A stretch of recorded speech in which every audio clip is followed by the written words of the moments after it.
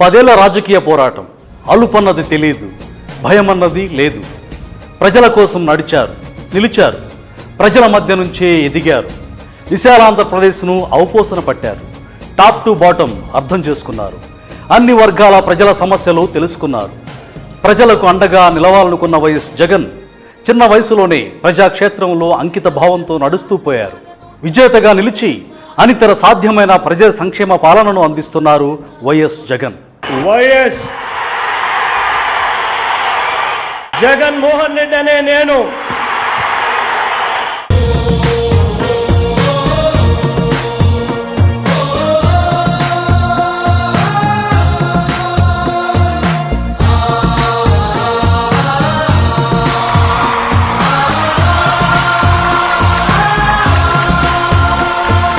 జగన్ రాజకీయ ప్రవేశం సులువుగా జరిగిపోయి ఉండవచ్చునేమో గాని ఆయన రాజకీయ ప్రస్థానం మాత్రం అంత సులువుగా ఏమీ సాగలేదు. తండ్రి మరణం తర్వాత జగన్ ఎదుర్కొన్న అగ్ని పరీక్షలు అన్నీ ఇన్ని కావు. ఒక దశలో జగన్నే ముఖ్యమంత్రి చేయాలని కాంగ్రెస్కు చెందిన మెజారిటీ ఎమ్మెల్యేలు సంతకాలు చేశారు. కానీ అధిష్టానం ఎందుకో ఒప్పుకోలేకపోయింది. అక్కడే కాంగ్రెస్ పార్టీ పతనానికి నాంది పడింది. తండ్రి మరణం తర్వాత పావురాల గుట్టకు వెళ్లిన జగన్కు అక్కడి అశేష జనాన్ని చూడగానే భావోద్వేగం పొంగింది. వారంతా నాన్న తనకిచ్చిన పెద్ద కుటుంబం అనిపించింది. ఆ ప్రజల సమక్షంలోనే వైఎస్ మరణానికి తట్టుకోలేక చనిపోయిన వారి ప్రతి కుటుంబాన్ని ఓదారుస్తానని మాట ఇచ్చారు. ఇచ్చిన మాటపై ముందుకు సాగారు.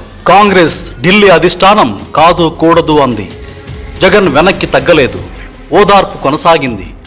జగన్పై అన్ని రకాల రాజకీయ కుట్రలు కుతంత్రాలు మొదలయ్యాయి.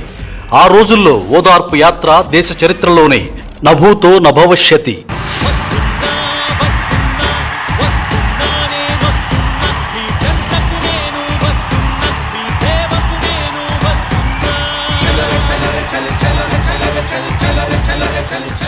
జగన్ పట్ల జనానికి ఉన్న అభిమానానికి ఆ ఓదార్పు యాత్ర అద్దం పట్టింది. జగన్ యాత్రలకు జనం అంతగా రావడం వెనుక వైఎస్ పథకాలు ఒక కారణం కావచ్చు. తమకు అంతటి మేలు చేసిన వైఎస్ తనయుడి పట్ల కాంగ్రెస్ వ్యవహరించిన తీరు నచ్చకపోవడంతో వైఎస్ కుటుంబం పట్ల జనంలో సానుభూతి పెరుగుతూ పోయింది. ఇది కాదనలేని సత్యం.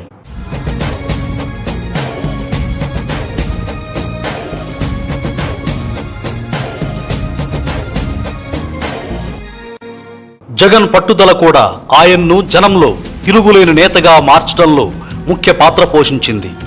దేశ రాజకీయాల్లోనే వైఎస్ జగన్ పాలన విప్లవాత్మకమైనదని చెప్పక తప్పదు.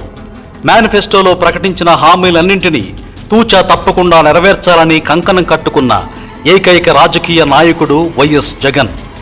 కలలోనైనా ప్రజలకిచ్చిన మాట తప్పకూడదన్నది ఆయన సిద్ధాంతం. పారదర్శక పాలన అందించాలన్నదే తపన. చిత్తశుద్ధితో సంక్షేమ పథకాల అమలు, దూరదృష్టితో అభివృద్ధి ప్రణాళికలు అమలు చేస్తూ ముందుకు సాగుతున్న వైఎస్ జగన్ ముఖ్యమంత్రిగా నవ్యాంధ్రకు దొరికిన ఆణిముత్యం. సొంత పార్టీ పెట్టిన తర్వాత వైఎస్ జగన్ దేశ చరిత్రలోనే అత్యధిక మెజారిటీతో ఎంపీగా గెలిచారు. ఆ తర్వాత పార్టీని ముందుకు నడపడమే ఏకైక దీక్షగా సాగారు. అదే సమయంలో ఆయన జైలు జీవితం కూడా చూడాల్సి వచ్చింది. జైలు నుంచి రాగానే 2014 ఎన్నికల్లో జగన్ పార్టీ వైఎస్ఆర్సీపీ బరిలో నిలిచింది. ఒంటరిగానే ముందుకు సాగింది. కేవలం 5 లక్షల ఓట్ల తేడాతో అధికారానికి దూరమైంది. తర్వాత నవ్యాంధ్రప్రదేశ్లో వైఎస్ జగన్ శాసనసభలో ప్రతిపక్ష నేతగా ఉన్నారు. ప్రతిపక్ష నేతగా ప్రతిరోజు ప్రజా సమస్యలను ప్రజల దృష్టికి తీసుకువెళ్లేవారు. ఆయన మాటలు పట్టించుకునే వారే కరువయ్యారు. చివరాఖరకు అసెంబ్లీలో మైకు ఇవ్వడానికి కూడా ఇష్టపడలేదు అధికార పక్షం. ఇలా కాదనుకున్న వైఎస్ జగన్ ప్రజాక్షేత్రంలోనే తేల్చుకోవాలనుకున్నారు. గెలిచిన తర్వాతే అసెంబ్లీలోకి అడుగు పెడతానని శపథం చేశారు.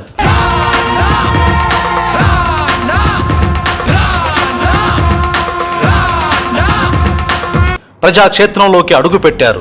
చరిత్రలో నిలిచిపోయిన పాదయాత్రకు శ్రీకారం చుట్టారు. ఈ పాదయాత్రే నవ్యాంధ్ర చరిత్రను మార్చింది. ఇలా సాగిన ఈ పాదయాత్రే విప్లవాత్మక మార్పులకు శ్రీకారం చుట్టింది.